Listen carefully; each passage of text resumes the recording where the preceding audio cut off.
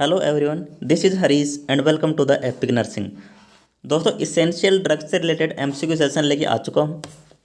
आपको कल ही कहा था कि अपने ज़बरदस्त एमसीक्यू सेशन लगातार जारी रहेंगे। तो आज अपन डिस्कस करने वाले हैं इसेंशियल ड्रग्स के बारे में। कौन कौन से इंपॉर्टेंट एमसीक्यू बनते हैं इसेंशियल ड्रग्स से, जी हाँ, उन सभी के बारे में डिस्कस करने वाले हैं। तो अगर चैनल पर नए हो तो एक बार पहले सब्सक्राइब कीजिए, वीडियो को लाइक कीजिए और अपने दोस्तों के साथ शेयर ज़रूर कीजिए। ठीक है, तो चलिए आज का सेशन शुरू करते हैं। फर्स्ट क्वेश्चन है अपना, in following which is killed vaccine. इसमें पूछा गया है कि निम्न में से किल्ड वैक्सीन कौन सी है। ठीक है, तो देखिए फर्स्ट है ओपीवी। ओपीवी अपन सबको पता है, ओपीवी ओरल पोलियो वैक्सीन होती है। और ओरल पोलियो वैक्सीन जो होती है वो लाइव होती है। कैसी होती है? लाइव होती है। ठीक है, इसकी खोज किसने की? इसकी खोज की है साबिन ने। किसने? साबिन में।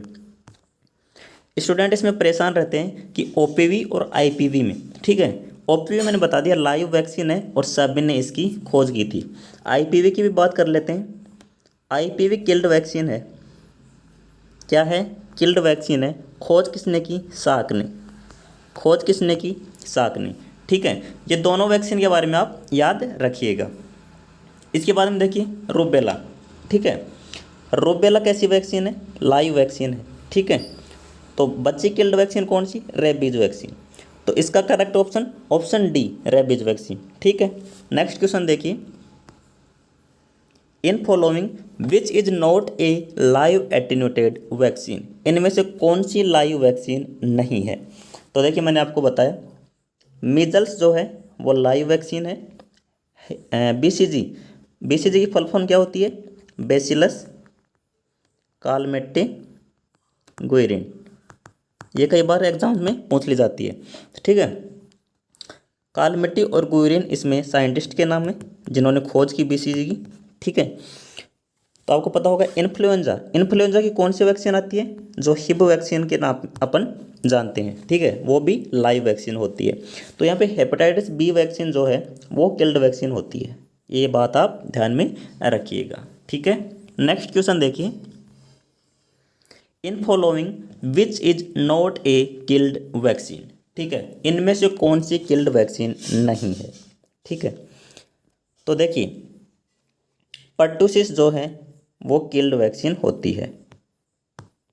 एमएमआर मिजल्स मम्स रूबेला ये भी किल्ड वैक्सीन होती है। नेक्स्ट दिया गया है साल्क पोलियो। साल्क पोलियो के बारे में मैंने अभी आपको बताया, जो आईपीवी होती है वो किल्ड होती है। कैसी होती है? किल्ड। ठीक है, तो बचा क्या? कोलेरा। कोलेरा कैसी होती है? कोलेरा होती है लाइव वैक्सीन। कैसी होती है? लाइव वैक्सीन होती है कोलेरा। ठीक है, नेक्स्ट क्वेश्चन देखिए, in India universal immunization program was launched in. ठीक है, यूनिवर्सल इम्यूनाइजेशन प्रोग्राम इंडिया में कब लॉन्च किया गया? तो इसका ऑप्शन सी बिल्कुल करेक्ट होगा। यूनिवर्सल इम्यूनाइजेशन प्रोग्राम 1985 में लॉन्च किया गया इंडिया में। ठीक है, 1974 में world wide expanded immunization program launch किया गया। ठीक है, एक्सपांडेड। ठीक है, और 1978 में इंडिया में ईपीआई आया।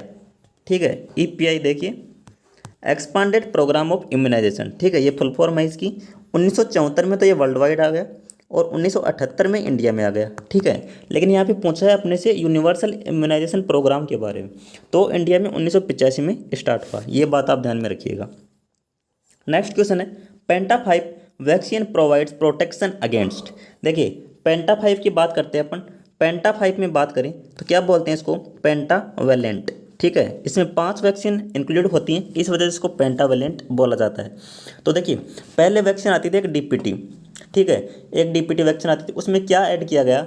उसी के अंदर हेपेटाइटिस बी और इन्फ्लुएंजा। इन्फ्लुएंजा की कौन सी वैक्सीन आती है? मैंने बताया आपको, हिब, ह्यूमन इन्फ्लुएंजा वैक्सीन। ठीक है, देखिए डिप्थीरिया इसमें शामिल है, पर्ट्यूसिस, टिटनस ये तो पहले से शामिल थे। इसमें हेपेटाइटिस बी और इन्फ्लुएंजा, इन्फ्लुएंजा की कौन सी? हिब। ठीक है, हिब इसमें शामिल किया गया है। तो ये 5 टाइप की वैक्सीन इसमें शामिल है। ठीक है, जैसे डीपीटी आती है तो डीपीटी में पर्टूसिस का कुछ ही पार्ट यूज में लिया जा सकता है, क्योंकि पर्टूसिस के साइड इफेक्ट काफ़ी देखने को मिल रही हैं। तो इस वजह से कुछ ही पार्ट पर्टूसिस का काम में लिया जाता है। बेसिकली डीटी काम में ली जाती है, डीटी और हिब प्लस हेपेटाइटिस बी। ठीक है, कुछ ही प्रोटीन पार्ट यूज किया जाता है पर्टूसिस का, ये बात आप ध्यान में रखिएगा। तो पेंटा 5 आपको याद हो गया, diphtheria, pertussis, tetanus, hepatitis B और हिब। ठीक है, ये चीज़ें आप ध्यान में रखिएगा। नेक्स्ट देखिए, ओमेप्राजोल इज ए ड्रग। ठीक है, ओमेप्राजोल और पेंटाप्राजोल आपने नाम सुना होगा, ओमेप्राजोल हो गई और पेंटाप्राजोल हो गई जी। ये वो ड्रग्स हैं खाली पेट जो लेते हो। क्या होते हैं, कौन सी कैटेगरी में आते हैं ये आते हैं प्रोटॉन पंप इनहिबिटर में। किस में? Proton pump inhibitor, PPI. देखिए मैं आपको बता दूं, ओमेप्राजोल आती है 20 mg में। कितनी? 20 mg में। और पेंटाप्राजोल आती है 40 mg में। ठीक है, तो बेस्ट कौन सी काम करेगी? ऑब्वियसली पेंटाप्राजोल काम करेगी क्योंकि 40 mg में आ रही है, और ओमेप्राजोल जो है 20 mg में आ रही है। तो दोनों ही खाली पेट होती हैं बेसिकली, जो प्रोटॉन पंप इनहिबिटर कैटेगरी में शामिल की जाती हैं। नेक्स्ट देखिए question, drugs choice of the Zollinger Ellison syndrome. ठीक है, ये क्वेश्चन पूछा गया है जेडीएस, जोलिंगन एलिसन सिंड्रोम की ड्रग ऑफ चॉइस क्या है। बेसिकली कई एग्जाम्स में क्वेश्चन पूछा जा चुका है, तो डायरेक्टली इसका ऑप्शन हो जाएगा ओमेप्राजोल। क्या? ओमेप्राजोल इसका करेक्ट ऑप्शन हो जाएगा। नेक्स्ट देखिए, which drug given for beta blocker poisoning. ठीक है, बीटा ब्लॉकर कौन कौन से होते हैं ये आपको याद रखना है। LOL जिसके लास्ट में लगा होता है जिस ड्रग की, जैसे लाबेटालोल। ठीक है, इस प्रकार से जिसके भी लास्ट में LOL लगा है वो है बीटा ब्लॉकर। बीटा ब्लॉकर किस काम में आती हैं? जैसे बीपी इंक्रीज हो रही है तो उसको डिक्रीज करने में काम में आएंगी बीटा ब्लॉकर। ठीक है, तो जो ग्लूकागोन होता है आप एक प्रकार से एंटीडोट मान सकते हो, किसका? बीटा ब्लॉकर का। ठीक है, बीटा ब्लॉकर एंटीडोट पूछा जाए तो ग्लूकागोन। ठीक है, ये बात आप ध्यान में रखिएगा। नेक्स्ट क्वेश्चन देखिए, ranitidine Rantac is a. Ranitidine क्या काम आती है? नोजिया वोमिटिंग में यूज करते हैं अपन। ठीक है, किस में यूज करते हैं? नोजिया और वोमिटिंग में। तो ये क्या है? H2 रिसेप्टर ब्लॉकर है। क्या है? H2 रिसेप्टर ब्लॉकर है। ठीक है, ये बात आप ध्यान में रखिएगा, कई बार ये क्वेश्चन पूछा जा चुका है। ठीक है, नेक्स्ट क्वेश्चन देखिए, the drug which inhibit protein synthesis. Protein synthesis को कौन सी ड्रग इनहिबिट करती है, यानी कि रोकती है? एरिथ्रोमाइसिन है। एरिथ्रोमाइसिन एक ड्रग होती है जो क्या करती है? प्रोटीन सिंथेसिस जो है, ठीक है, उसको इनहिबिट करती है। ठीक है, ये बात आप ध्यान में रखिएगा। नेक्स्ट क्वेश्चन देखिए, विच of the following drug is used in the treatment of round worm infestation.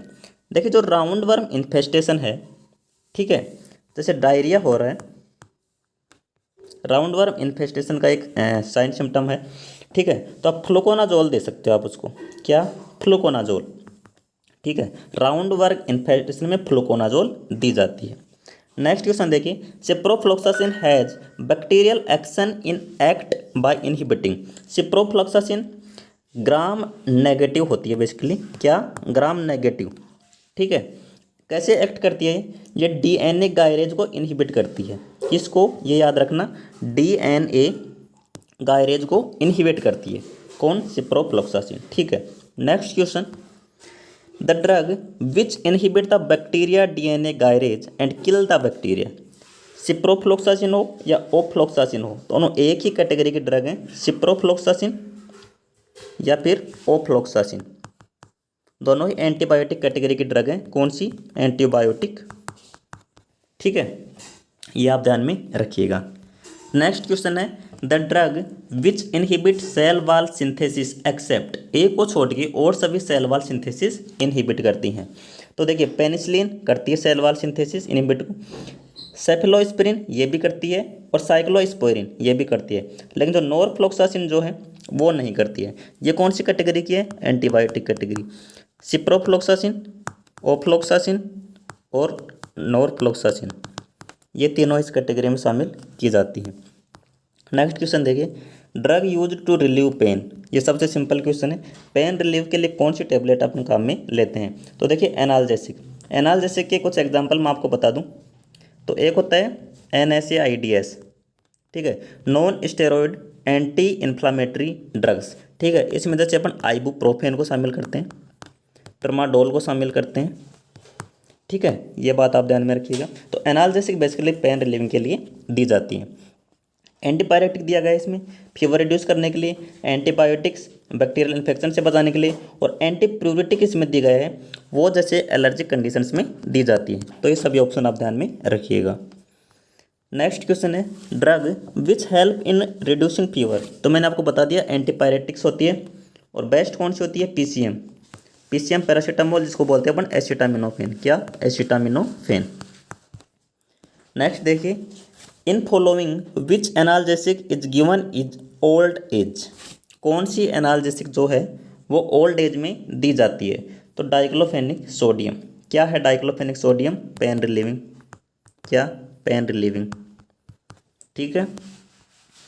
Next question देखिए analgesic are given to reduce pain, ये पढ़ लिया है अपन ने। Paracetamol medicine drug is antipyretic, ये भी अपन ने पढ़ लिया है। Which drug are use to relieve spasm of smooth muscle. Smooth muscle के स्पाज्म को कम करने के लिए कौन सी टेबलेट दी जाती है, डाइसाइक्लोमाइन। डाइसाइक्लोमाइन, देखिए डाइसाइक्लोमाइन का क्या काम होता है, एक तो ये स्टोमक एक जो होता है यानी कि स्टोमक पेन होता है उसको रिलीव करती है, ठीक है, स्टोमक पेन होता है उसको रिलीव करती है। एक क्या काम करती है, जैसे स्मूथ मसल जो हैं उनको स्पाज्म हो जाता है उनमें रिलीफ प्रोवाइड करवाती है, ठीक है। तो डाइसाइक्लोमाइन का क्या काम है, स्टोमक पेन को कम करेगी और स्पाज्म मसल को रिलीफ करेगी। मेटक्लोप्रोमाइड है एमसीपी, ये क्या काम आती है, ये नोजिया और वोमिटिंग में अपन काम में लेते हैं, ठीक है।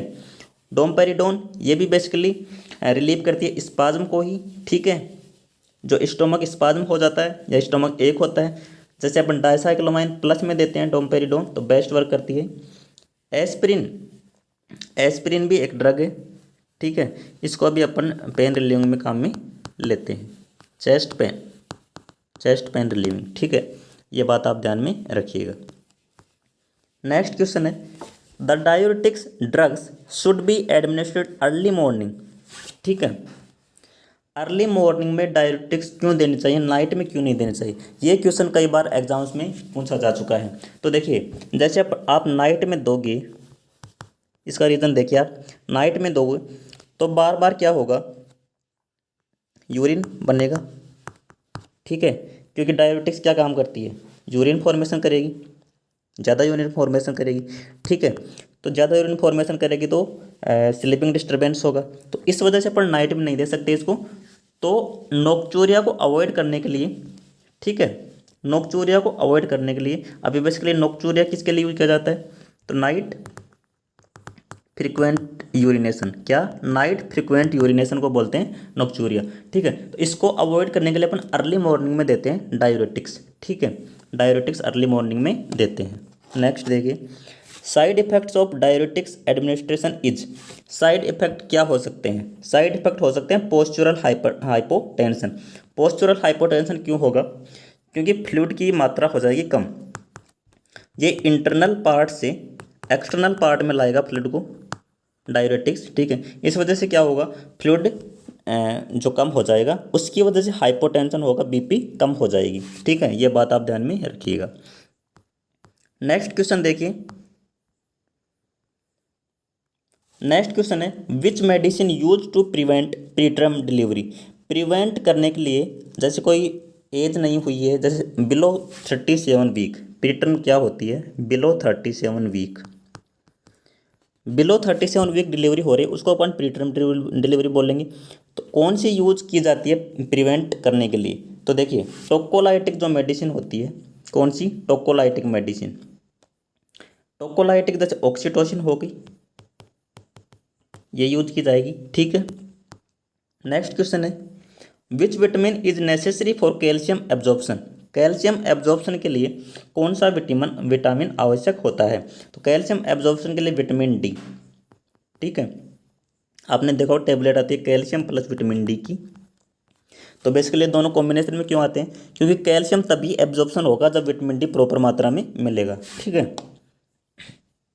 What is the daily intake for folic acid. Folic acid की डेली इनटेक कितनी होनी चाहिए, तो 400 mg होनी चाहिए, कितनी, 400 mg। Which fluid use to irrigate wounds. Wound irrigation के लिए अपन कौन सा फ्लूइड काम में ले सकते हैं? क्या लेंगे? Normal saline, NS, normal saline. ठीक है, नॉर्मल सेलाइन।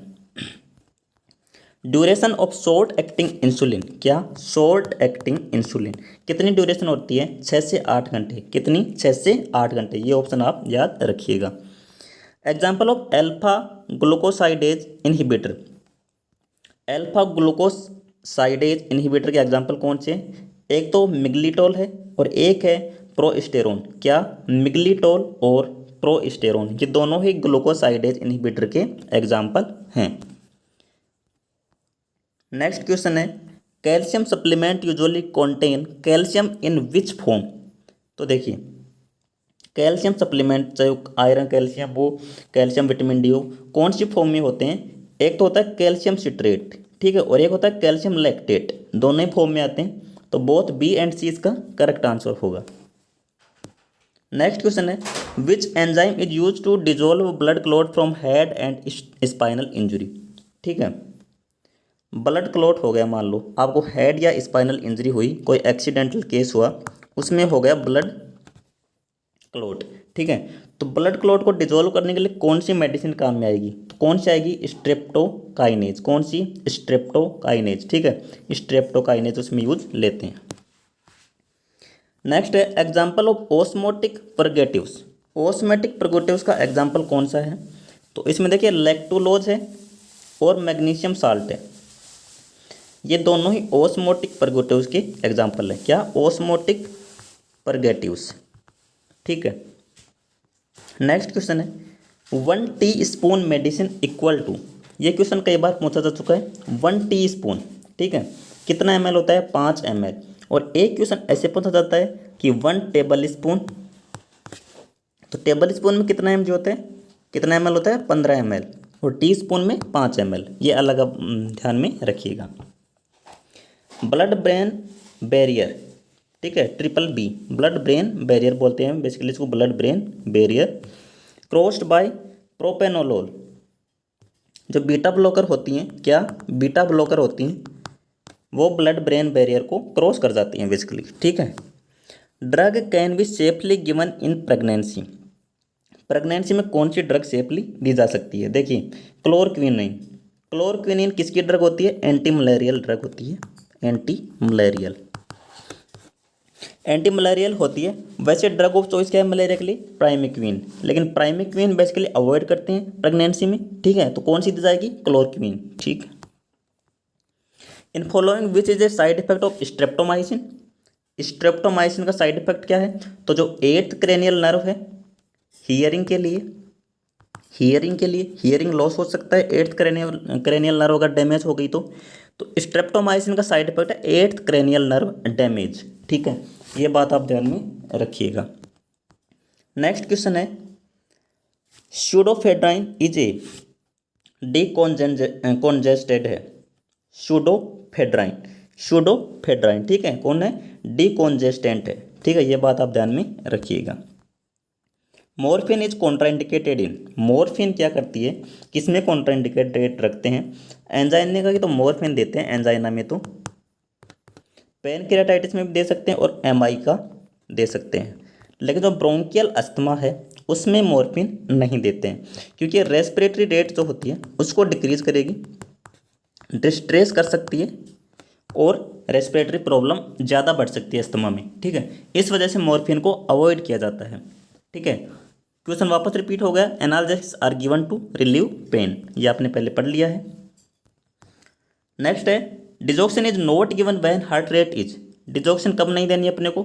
जैसे हार्ट रेट बिलो 60 हो गई। Normal human heart rate upon 60 to 100 मानते हैं। डिजोक्सिन जो है वो हार्ट रेट को पहले से ही कम करती है। ठीक है, और अगर 60 पे ही हार्ट रेट है तो अपन बिल्कुल भी नहीं देंगे डिजोक्सिन, क्योंकि उससे भी कम करेगी हार्ट रेट को। ठीक है, तो क्या हो सकता है? डिजोक्सिन से साइड इफेक्ट हो सकते हैं। नेक्स्ट क्वेश्चन है, oral contraceptive is not given with. Oral contraceptive किसके साथ साइड इफेक्ट उत्पन्न करेगी? रिफाम्पिसिन। टीबी मेडिसिन आती है रिफाम्पिसिन, आपने पढ़ा होगा, टीबी मेडिसिन आती है, डॉट्स में प्रोवाइड की जाती है। ठीक है। ओरल कॉन्ट्रासेप्टिव इसके साथ में नहीं दी जाएगी, ठीक है, यह बात आप ध्यान में रखिएगा। नेक्स्ट क्वेश्चन है misoprostol a prostaglandin analogue is useful as. देखिए मिसोप्रोस्टोल जो होता है वो एंटी अल्सर के रूप में भी आप यूज कर सकते हो, किसमें, एंटी अल्सर, ठीक है, ये बात ध्यान में रखिएगा। Administration of injection oxytocin results in all of mentioned condition except. Oxytocin क्या करती है, ऑक्सीटोसिन करती है मिल्क इजेक्शन का काम, किसका, मिल्क इजेक्शन का, और कॉन्ट्रैक्शन करते हैं यूट्राइन मसल का, ये भी सही काम है। माइलोपिथेलियल सेल कॉन्ट्रैक्शन, ये भी ठीक काम है, ठीक है, ये तीनों काम करती हैं, लेकिन लैक्टोजेनेसिस ऑक्सीटोसिन नहीं करती है, ये इसका गलत ऑप्शन है, ठीक है, लैक्टोजेनेसिस ऑक्सीटोसिन नहीं करती है बेसिकली। नेक्स्ट क्वेश्चन है which of the following is administered by subcutaneous route. तो अपन इंसुलिन को सबक्यूटेनियस रूट से दे सकते हैं, ठीक है, सबक्यूटेनियस बोलो आप, जैसे जेड ट्रैक मेथड आपने सुना होगा, Z track method, Z track method एक बेसिकली यूज में लेते हैं इंसुलिन के रूप में अपन, और सबक्यूटेनियस रूट से देते हैं। नेक्स्ट क्वेश्चन है which drug is not used in pregnancy. AC inhibitor, AC inhibitor को प्रेगनेंसी में यूज नहीं किया जा सकता है। बीटा ब्लॉकर को अपन यूज कर सकते हैं, कैल्शियम चैनल ब्लॉकर को अपन यूज कर सकते हैं, लेकिन एसी इनहिबिटर को यूज नहीं किया जाता है बेसिकली। नेक्स्ट क्वेश्चन देखिए antipsychotic drug induced parkinsonism is treated by. Parkinsonism हो गया है किसकी वजह से, एंटीसाइकोटिक ड्रग की वजह से, तो उसको किससे ठीक करेंगे अपन, तो उसको करेंगे एंटीकोलिनर्जिक से, किससे, एंटीकोलिनर्जिक से, ठीक है।